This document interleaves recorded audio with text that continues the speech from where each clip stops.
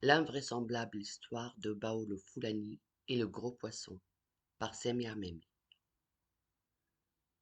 Coussin d'air, haut, large, lointain, l'étoile.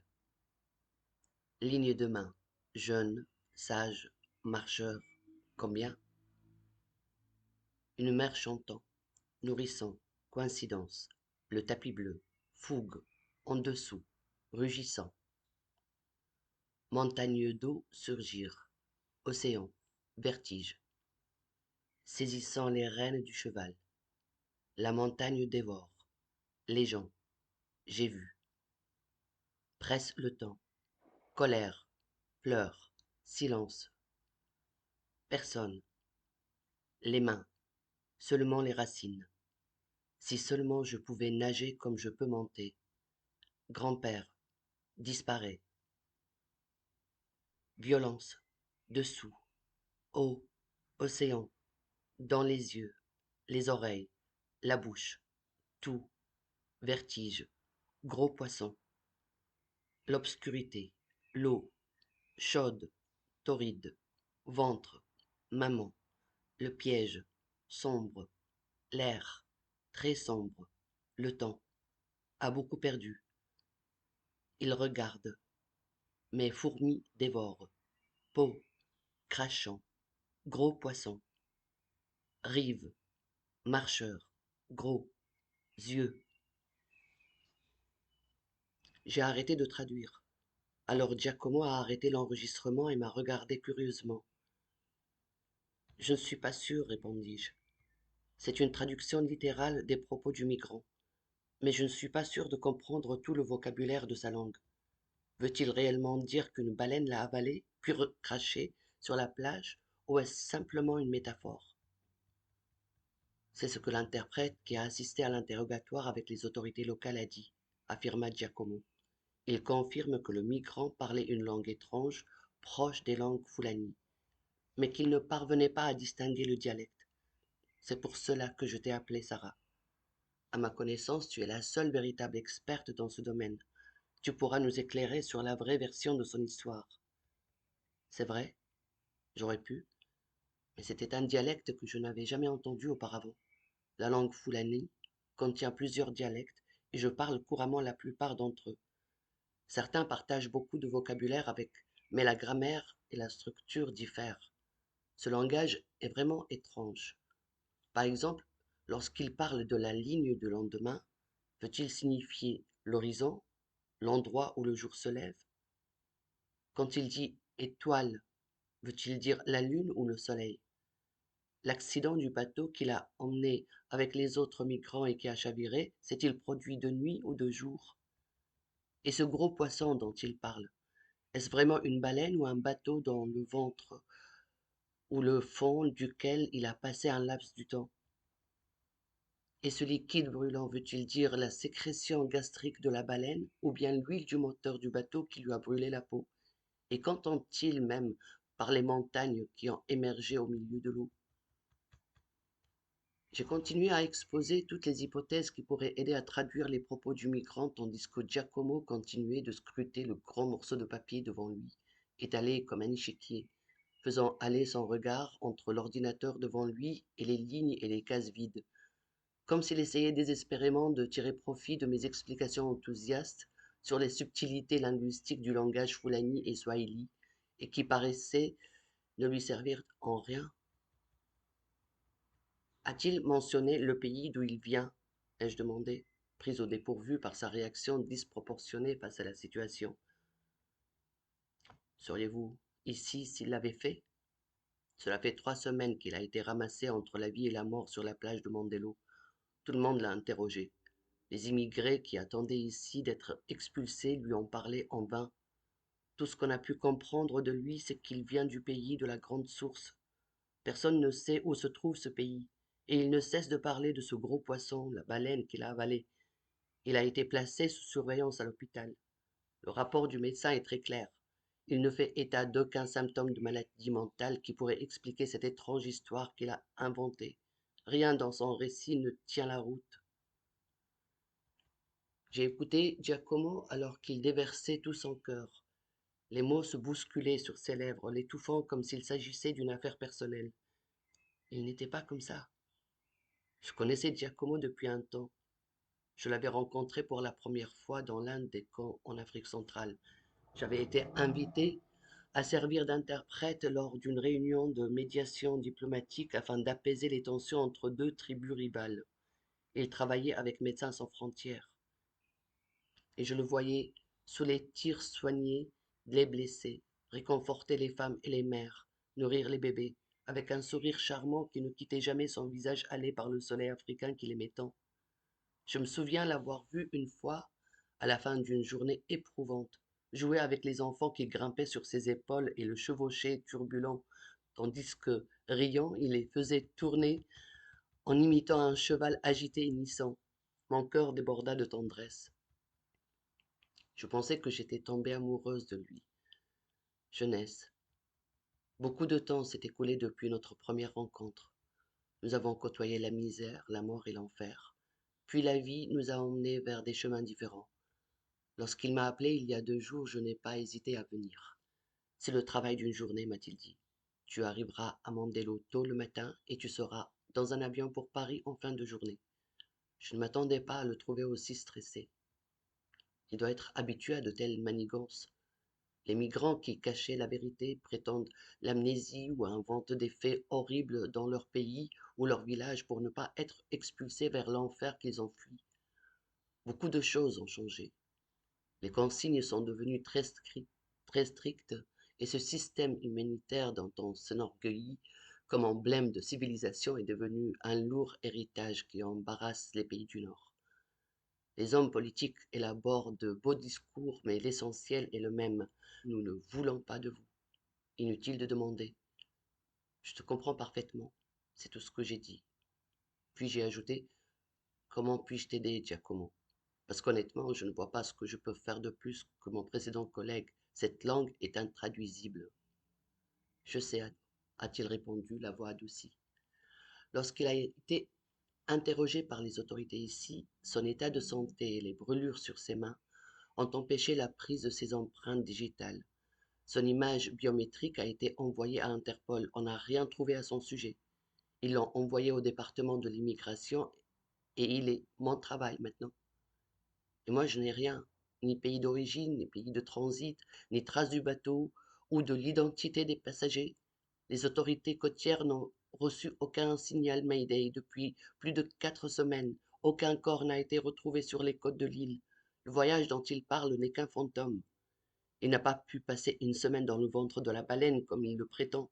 Elle l'aurait digéré, os compris, et expulsé comme engrais pour la mer, dit Giacomo en riant, répétant ces dernières paroles, réalisant qu'il s'était inconsciemment laissé entraîner dans le récit du migrant.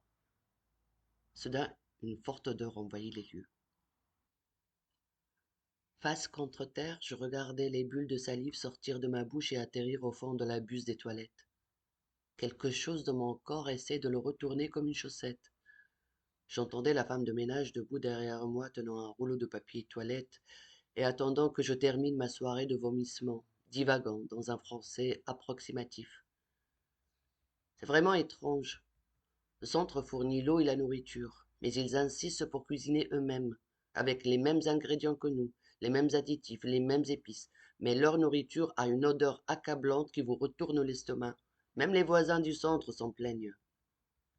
J'ai finalement levé ma tête lorsque la tempête de vomi s'est calmée et que mon système digestif s'est enfin remis en place et j'ai scruté ses traits. Un trait légèrement hâlé, sa chevelure blonde s'étale sur son crâne comme un champ d'épis de blé mûr après une forte tempête de vent, repoussé par des racines bouclées brun foncé qui trahissent son appartenance au continent africain. Elle m'a tendu le papier toilette et a ajouté: « Il y a vraiment un sorcier ici ?» Je me suis essuyé la bouche et le visage, je l'ai regardé pendant un moment, puis j'ai répondu: c'est l'odeur du détergent concentré que vous utilisez trop. Je lui ai plaqué la porte au nez et d'un coup surgirent de graffitis naïfs creusés dans la porte en bois des toilettes, témoignage de tous les migrants qui sont passés par là. J'ai archivé les graffitis en prenant une photo avec mon téléphone, tandis que la femme continuait d'asséner à la porte fermée des mots sur le protocole de santé. des chats qui disparaissent soudainement et de toutes les choses bizarres qui se produisent au centre. Sa voix s'est estompée alors qu'elle babillait en italien mélangé à des jurons tunisiens qu'elle pensait que je ne pouvais pas comprendre. J'ai ri. Je me retrouve souvent dans des situations similaires. Il y a tellement de discussions que j'ai entendues de personnes qui n'auraient jamais pu deviner que derrière mes cheveux blancs, mes yeux bleus et mon nez délicat se cachaient des origines tunisiennes des plus authentiques. Giacomo a été soulagé lorsque je lui ai annoncé la solution trouvée dans les toilettes. Je vais essayer de décrypter la langue parlée par le migrant. Ce ne sera pas impossible. J'aurai donc besoin de tous les enregistrements de son interrogatoire et je dois imprimer un grand nombre de dessins. Et j'aurai aussi besoin d'une séance avec lui pour déduire la structure interne complète de sa langue. Cela nous mènera à la version originale de son histoire et des informations plus précises sur lui et sur le voyage. Cela nécessitera 10 à 12 heures de travail avec lui. Je vais donc devoir rester ici un jour de plus. Giacomo a promis de fournir tout ce dont j'avais besoin et d'ajouter les heures supplémentaires à mes honoraires en plus de l'hébergement dans un bel hôtel avec vue sur la plage.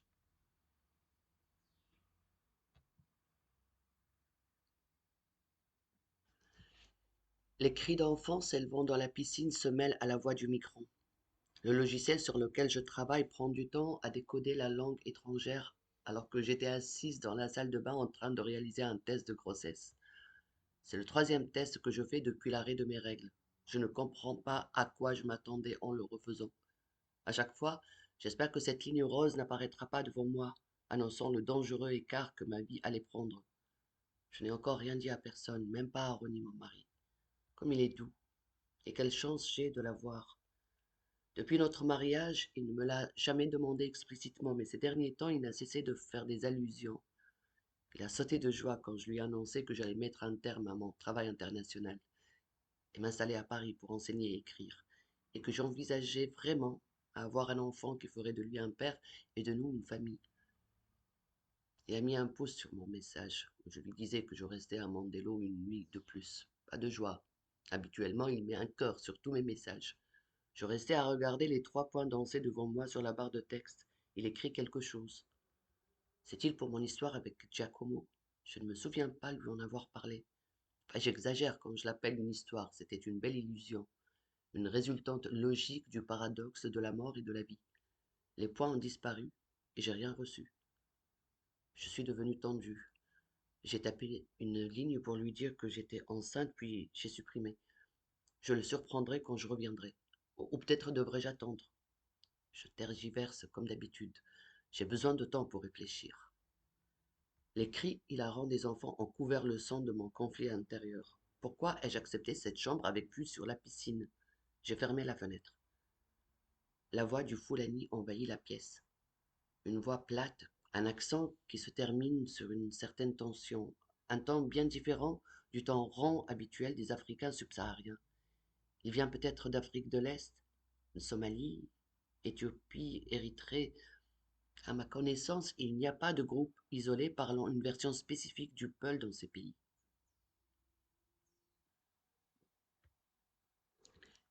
Tout est prêt. L'ordinateur, le logiciel, l'enregistreur et même mon carnet de notes. J'ai accroché les dessins, tout ce qui pourrait m'aider à décrypter la langue du petit malin. Je n'ai pas ressenti une telle excitation pour le travail depuis un certain temps. C'est un moment unique où je m'apprête à percer les secrets d'une langue inconnue et à rencontrer un être exceptionnel, une pièce rare du musée de l'humanité. Giacomo entra, répondant succinctement à mon sourire béat avant de désigner la porte. Le voilà, devant moi. Se tenait, avec une silhouette élancée sur une structure maigre, sous des vêtements d'été amples, des bandages enveloppant ses bras et des cicatrices marquées. Des patchs blancs marquaient sa peau sombre, des traits anguleux avec une petite tête et des caractéristiques délicates perturbées par des yeux globuleux qui semblaient vouloir engloutir le monde. Je l'ai accueilli, je me suis présenté. Il a croisé les bras sur sa poitrine et c'est tout. Giacomo a mis le magnétophone en marche, puis se retirait pour me laisser avec le Peul. Je l'ai invité à l'aide de gestes à identifier les images et à me dire les noms des choses qu'il voyait. Bateau, Baudi. Il a répondu sans réfléchir. Joli. J'ai noté l'observation dans un carnet et l'étiquette dans le logiciel et j'ai continué. Soleil, Birdi. Soleil, pas étoile. Birdi, insistant, bien. Étoile. Haha. Eau, maillot. Source en langue peul du Massina. Liquide, rosé, lait, rosé, Gabirdi. Étrange cette langue. Elle partage des racines de mots avec la langue peul et se base sur la description impressionniste des choses, comme une langue primaire isolée. Des mots polysémiques, dont les significations varient selon le geste associé ou le ton de la voix.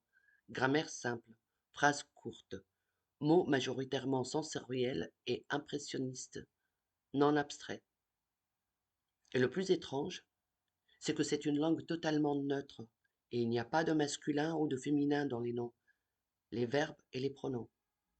Au pour le pronom masculin et féminin, et pour le pluriel masculin et féminin.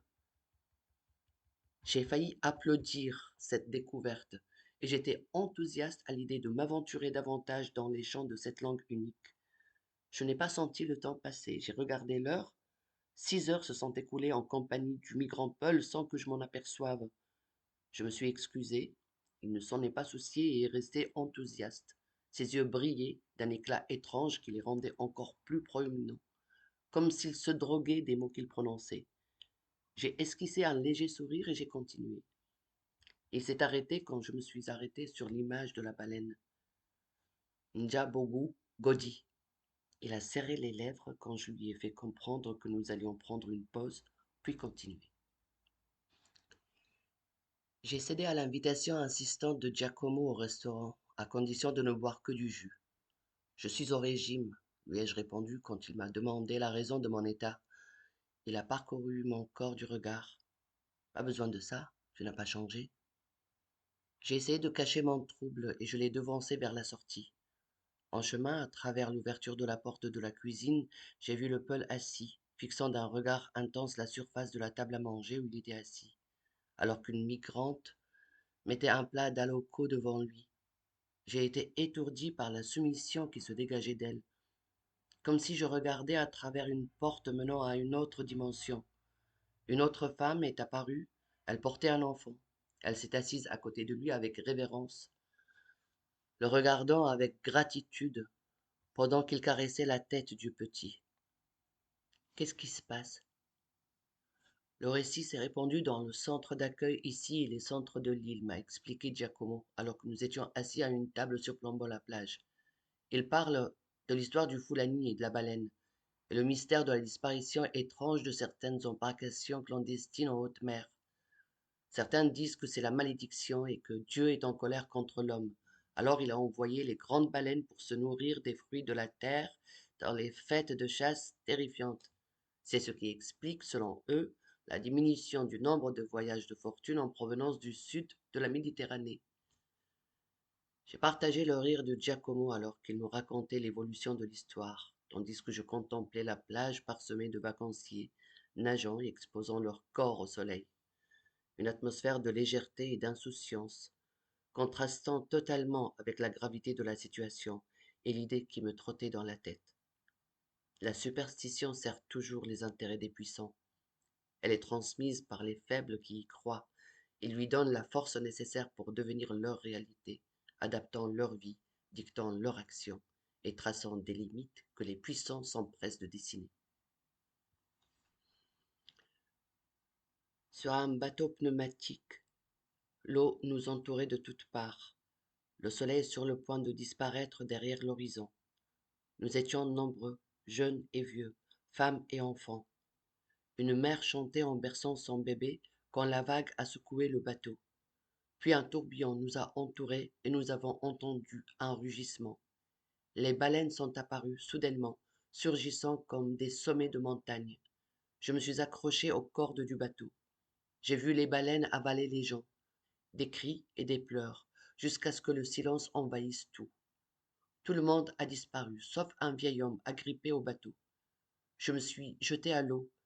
Si seulement je savais nager aussi bien que je monte à cheval. En chemin pour le sauver, j'ai senti une force me tirer vers le bas. J'ai ouvert les yeux dans l'eau. Je ne distinguais rien. L'eau inondait mon nez, mes oreilles, mes yeux, jusqu'à ce que la lumière disparaisse. Une membrane gluante et chaude m'a enveloppé. Je me sentais comme dans le ventre de ma mère, si ce n'est ce liquide brûlant. J'étais piégé. Je ne sais pas combien de temps j'ai passé dans le ventre de la baleine.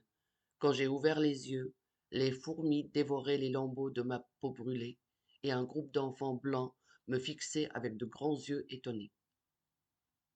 Voici la traduction approximative de son témoignage enregistré sur l'incident du naufrage. Sérieux?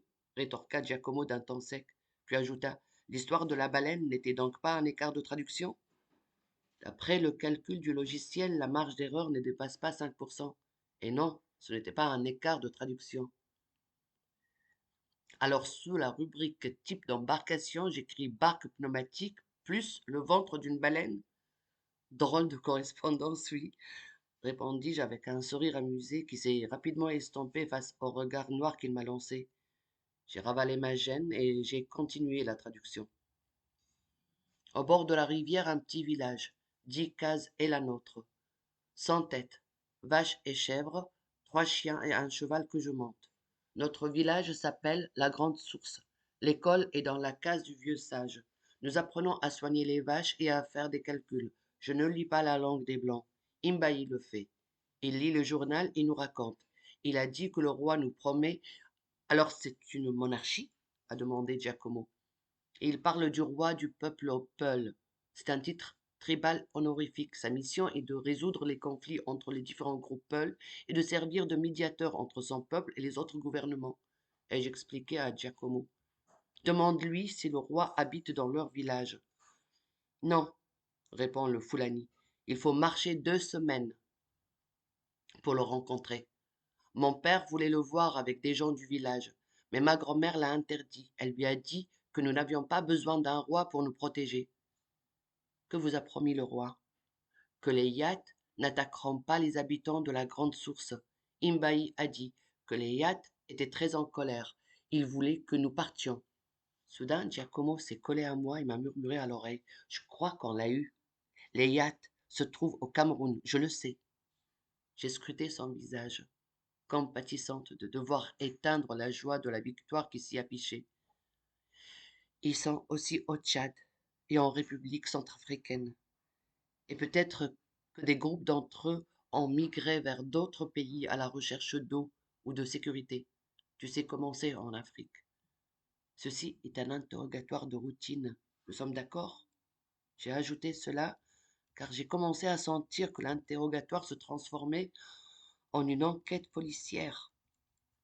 Les instructions sont claires, Sarah, m'a-t-il répondu, tandis qu'une expression sombre traversait son visage comme l'ombre d'un fantôme effrayant. Le dossier de demande d'asile ne sera pas accepté pour quiconque dont le récit présente des indices de falsification. Que dire de l'histoire d'un jeune homme qui ne sait pas d'où il vient et prétend avoir traversé la Méditerranée dans le ventre d'une baleine? Ils ont attaqué le village avant le lever du soleil. Ils ont incendié les cabanes et tué beaucoup de gens, continua le Fulani d'un air grave. Comment avez-vous survécu? J'ai traduit la question de Giacomo. Je suis parti de nuit. Mon père a refusé de partir. Il est devenu maître de la langue des villageois. Il croit ce qu'il croit et nie les ancêtres. C'est ce que ma grand-mère a dit alors qu'elle préparait mes provisions avant de me pousser à partir. De quels mensonges parlez-vous? Ceux du roi? Ai-je commenté. Je ne connais pas le roi. Je connais Imbaï. Il a dit qu'il ne nous attaquerait pas. Imbaï est mort, ainsi que mon père, ma mère, mes frères et sœurs et ma grand-mère et tous ceux que je connais. Comment saviez-vous qu'il allait vous attaquer? En rêve. Mes ancêtres m'ont demandé de dire à tout le monde de partir. Les ancêtres ne mentent pas. Soudain, Giacomo frappa violemment du pied le bord de la table en lançant une grossièreté italienne. J'ai attrapé l'accoudoir de la chaise roulante pour l'empêcher de s'éloigner et je l'ai tiré vers moi avec force. Nous ne sommes pas à Guantanamo, Giacomo, ni dans l'un des couloirs de service de renseignement américains. Tu le crois vraiment? Non, et je n'ai pas à le démentir. Même s'il était un terroriste dangereux en fuite, un tueur à gages, un violeur, raconte-t-il ces histoires pour cacher l'horreur de ses actes passés ou futurs? Peut-être pas. Peut-être qu'il est vraiment un berger illettré croyant aux croyances de ses ancêtres à un degré suggestif. Es-tu prête à assumer la responsabilité de ses actions si nous le laissons passer? Je ne suis responsable que de la traduction fidèle de sa langue, tout comme tu n'es responsable que de la préparation de votre rapport selon le protocole. C'est ainsi que les choses sont alors. Oui, et nous devons nous en tenir à son récit jusqu'à ce que ce jeune homme décide de nous dire autre chose ou qu'une information émerge à son sujet.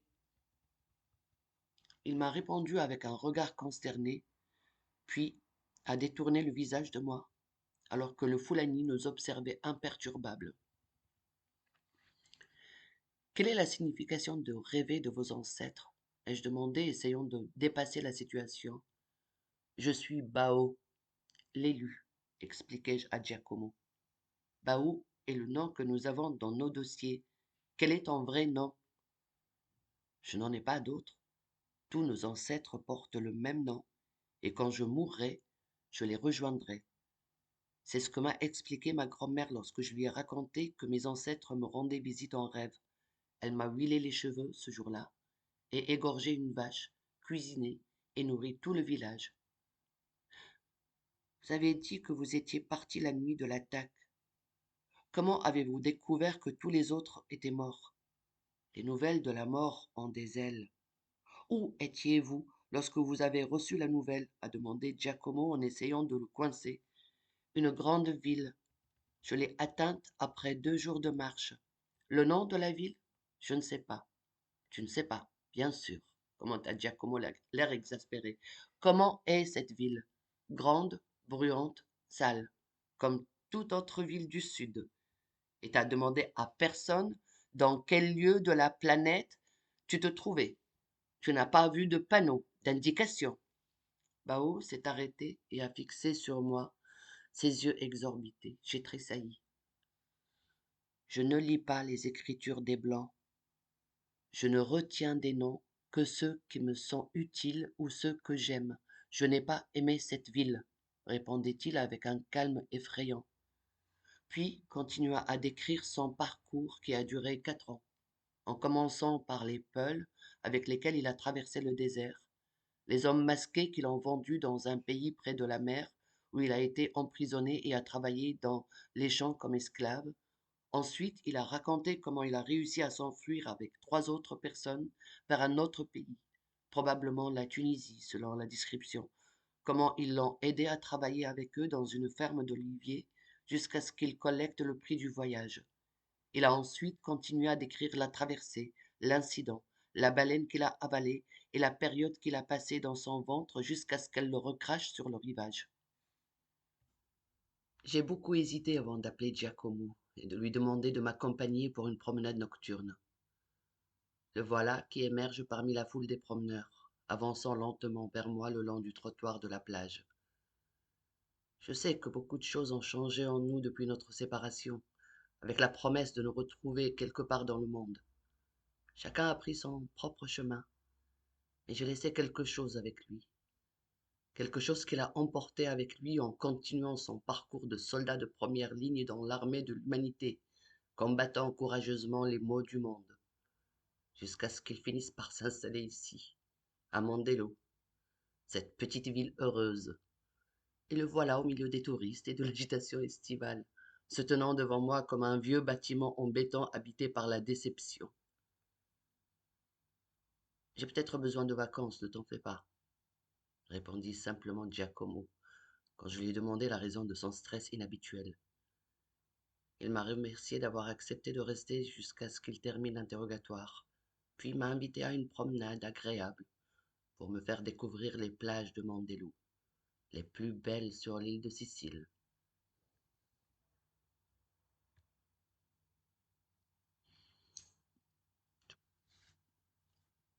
Comment était votre voyage dans le ventre de la baleine?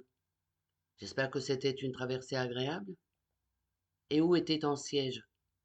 Dans son estomac ou dans sa cage thoracique? Comment avez-vous réussi à respirer? De quoi vous êtes-vous nourri? Je présume que vous avez partagé sa chasse. C'est merveilleux qu'il ne vous ait pas digéré avec les autres poissons et le plancton, n'est-ce pas? C'est ainsi que Giacomo a décidé de me surprendre et de commencer son interrogatoire le lendemain. Je ne comprends pas, répondit Bao, semblant désarmé face au déluge de questions que Giacomo lui lançait avec un ton moqueur et agressif. Giacomo, m'exclamai-je indigné. Quoi? Ne sont-ce pas des questions de protocole? D'accord. T'as dit que les baleines ont avalé d'autres personnes. Pourquoi t'as été le seul à être rejeté ici? Elle n'a pas aimé ton goût? Serais-tu difficile à digérer? Giacomo, tu arrêtes, je ne vais pas traduire ça. Très bien. Avez-vous un plan criminel? Appartenez-vous à une organisation terroriste? Avez-vous des envies meurtrières? Possédez-vous une arme? Êtes-vous compétent dans la fabrication d'explosifs? Voilà, des questions de protocole comme tu les aimes, Sarah. Maintenant, traduis, et laissons-nous détendre et attendons des réponses franches et précises de monsieur l'élu, le chevaucheur de baleines. J'ai demandé une cigarette à la femme de ménage. Je ne devrais pas fumer. Je l'ai allumée. Ma tête est sur le point d'éclater.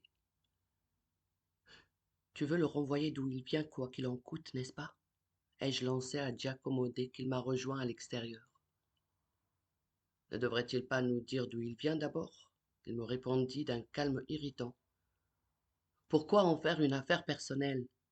Qu'est-ce que cela te fait s'il passe? Les instructions sont claires, m'a-t-il répondu avec une effronterie flagrante.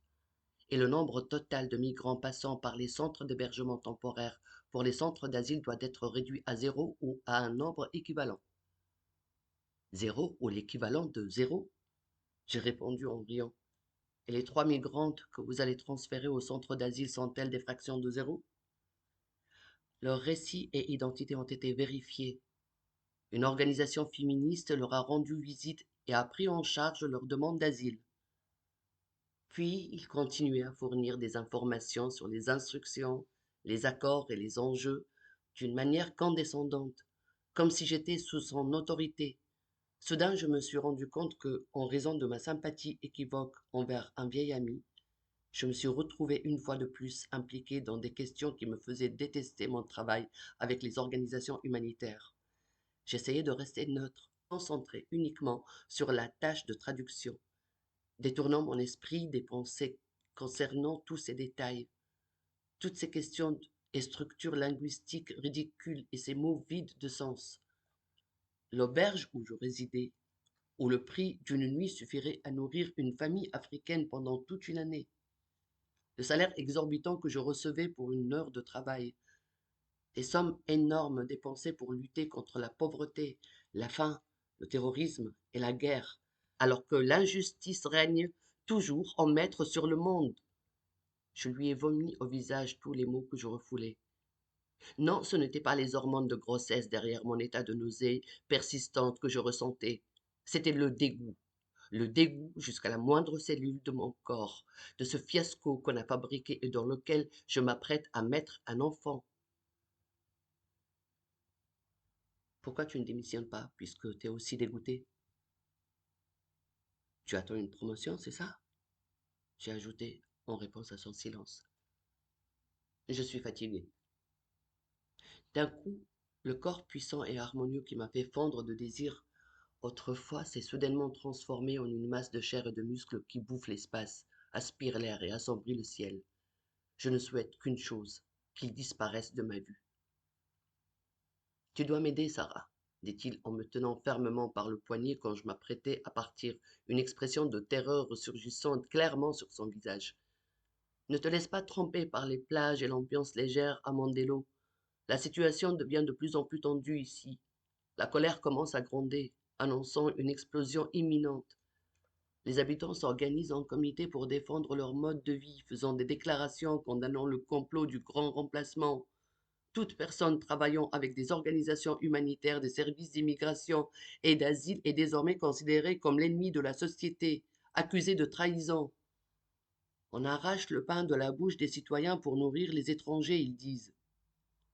Les groupes extrémistes ici menacent les migrants d'un enfer pire que celui qu'ils ont laissé dans leur pays. Sarah, prononça-t-il mon nom d'une voix étouffée et mystérieuse. Les bateaux qui coulent et disparaissent étrangement en mer, ce n'est pas la malédiction du Seigneur. Nous avons cessé de les rechercher. J'ai regardé son visage. J'avais l'impression que ses yeux rouges écarquillés se dilataient dans l'espace et risquent de m'engloutir avec ma colère et ma détermination. J'ai respiré fort, repris mes esprits. J'ai écrasé ma cigarette, retiré mon poignet de sa main. Ce n'est pas mon problème, je lui ai lancé. Je vais avancer mon vol. Tu recevras mon rapport avant mon départ. Pas besoin de me déposer à l'hôtel. J'ai été surprise de retrouver Bao assis calmement sur sa chaise au bureau. J'étais tellement en colère que je l'ai oublié. Je me suis excusé et je l'ai informé que j'avais terminé mon travail avec lui, tout en rassemblant mes affaires. Il n'arrêtait pas de me regarder avec ses yeux exorbités qui bougeaient anxieusement, comme s'il essayait de me dire quelque chose. J'ai attendu un peu. Il n'a rien dit. Je suis parti.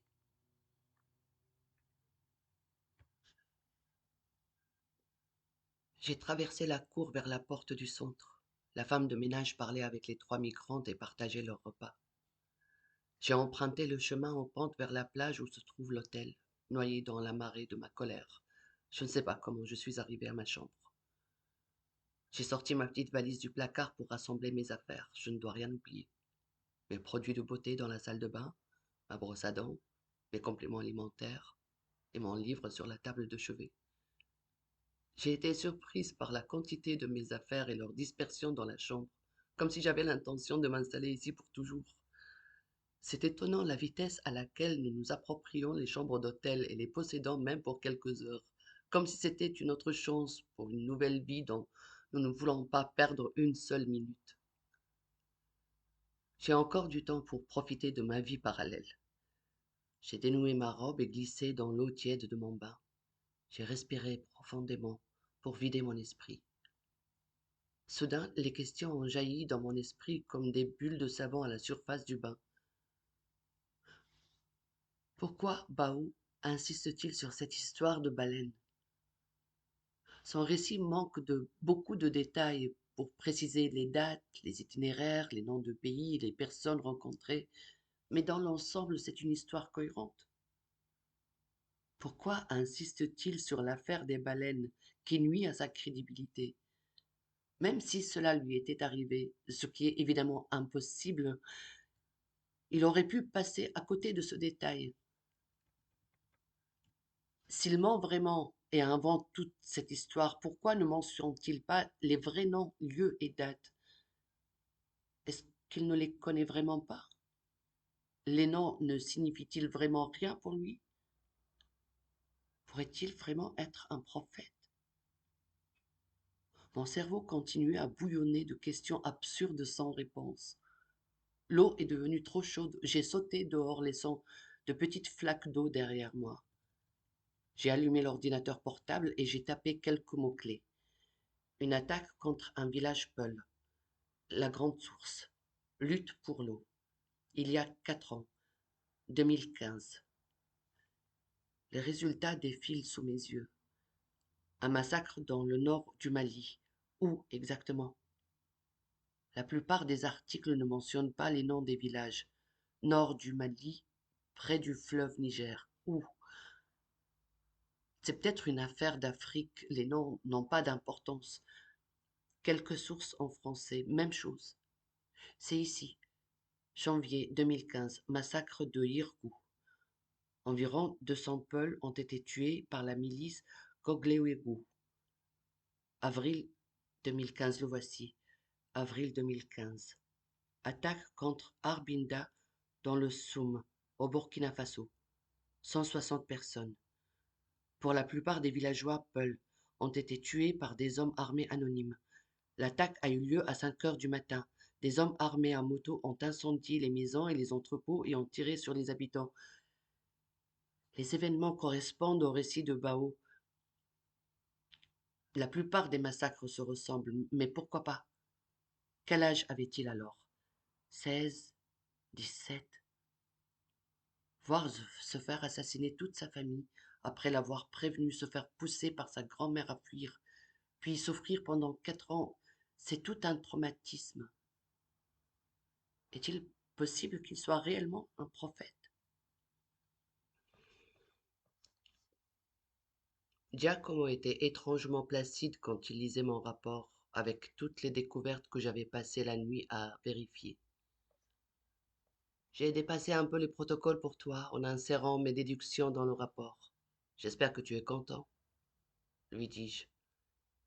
Il n'y a pas d'accord établi avec le Burkina Faso pour le retour des migrants, j'ai ajouté sur un ton subtilement triomphant. Je vais finir de remplir le formulaire, puis il sera transféré avec les femmes vers le centre de réfugiés à l'intérieur du pays. Maintenant, c'est l'affaire d'un autre employé. Puis il m'a invité à prendre un verre avec lui en attendant l'avion pour me remercier. J'aurais adoré, mais je suis enceinte. Je l'ai dit, enfin. Tu es le premier à le savoir. Félicitations. Tu mérites tout le bonheur, répondait-il avec un regard cassé. C'était exactement la même phrase que je lui avais dit quand il m'a avoué qu'il était engagé avec une autre femme et qu'il n'y avait aucun espoir pour nous dans le futur. Il fut très surpris lorsque je lui ai dit que je souhaitais revoir Bao une dernière fois. Il n'a pas compris ma demande. Simple curiosité, j'ai expliqué.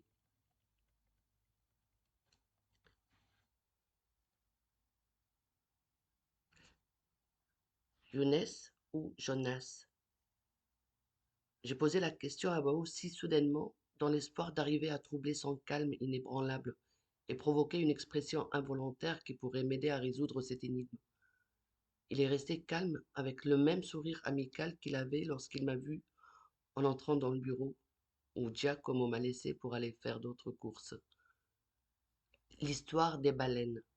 Où l'avez-vous lu? La Bible ou le Coran? Younes ou Jonas?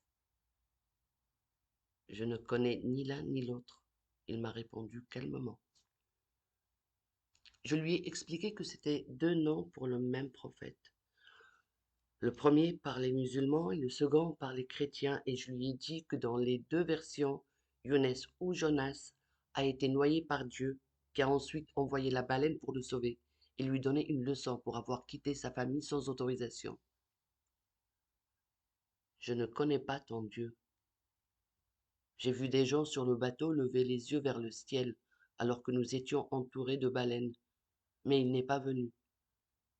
Peut-être qu'il est mort. Nietzsche. Vous l'avez lu? Tu cites des noms étranges.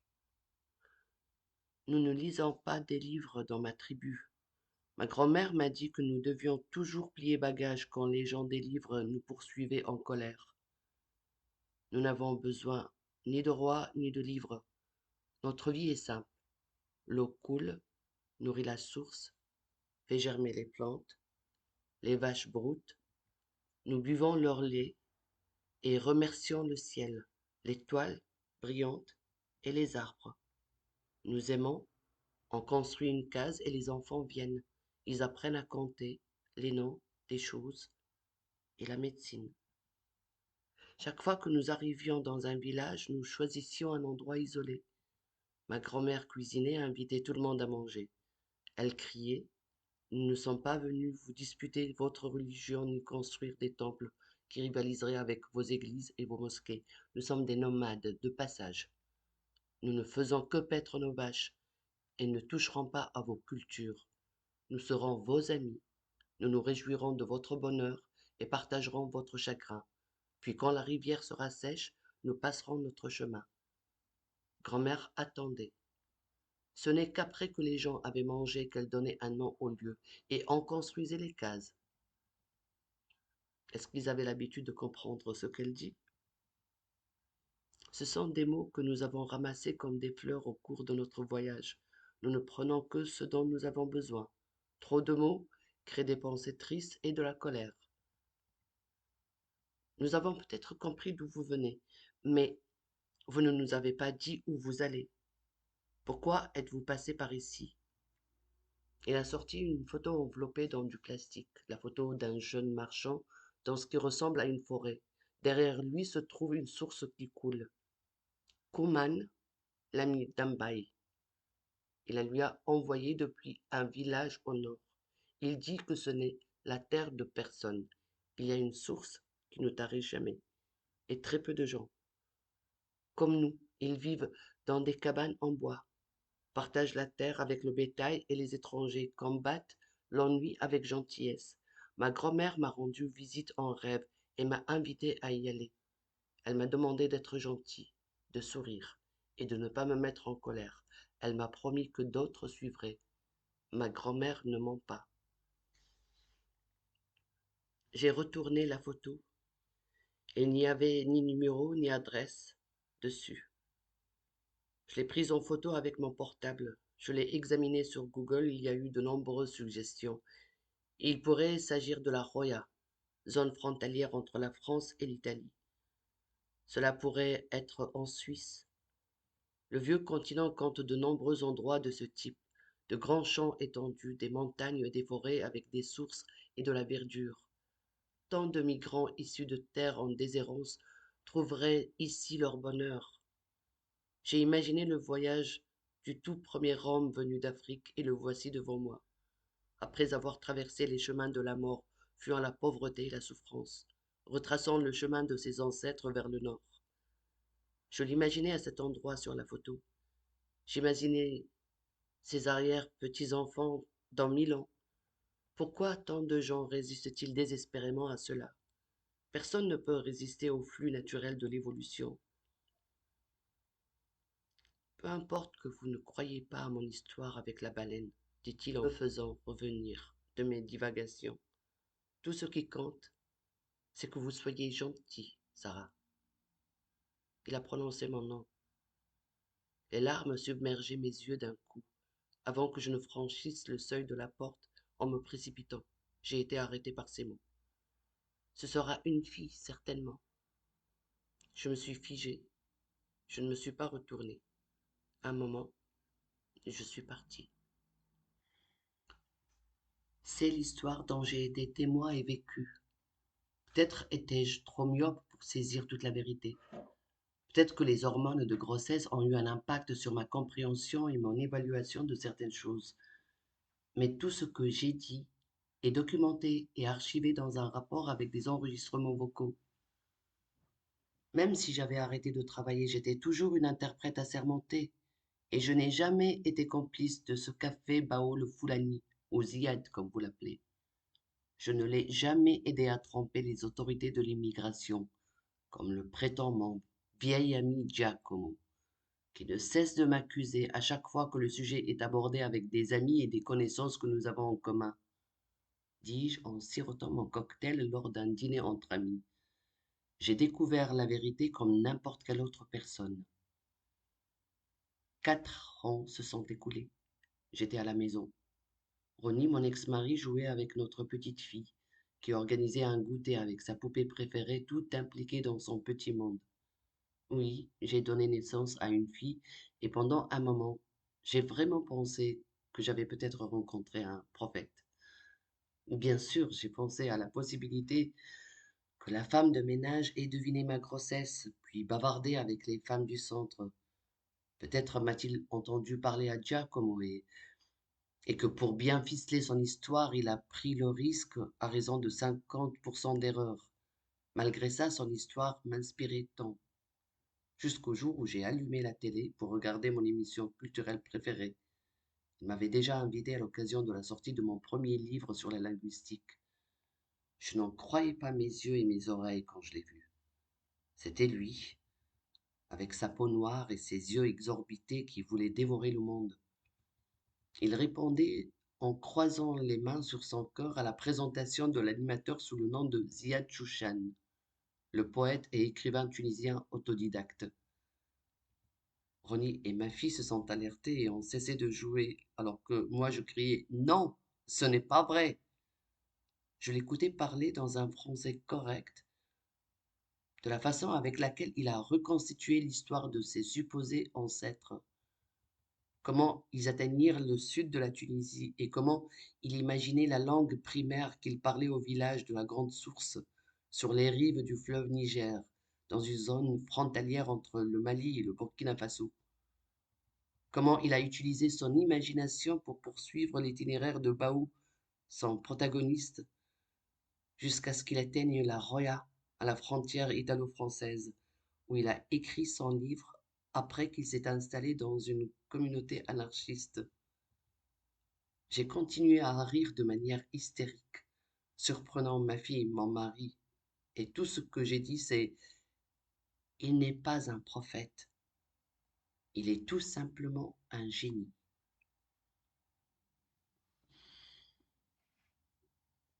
Bao a surmonté toutes les frontières.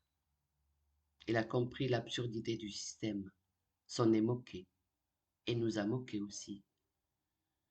Il nous a entraînés dans son histoire, et nous lui avons apporté des dates et des événements.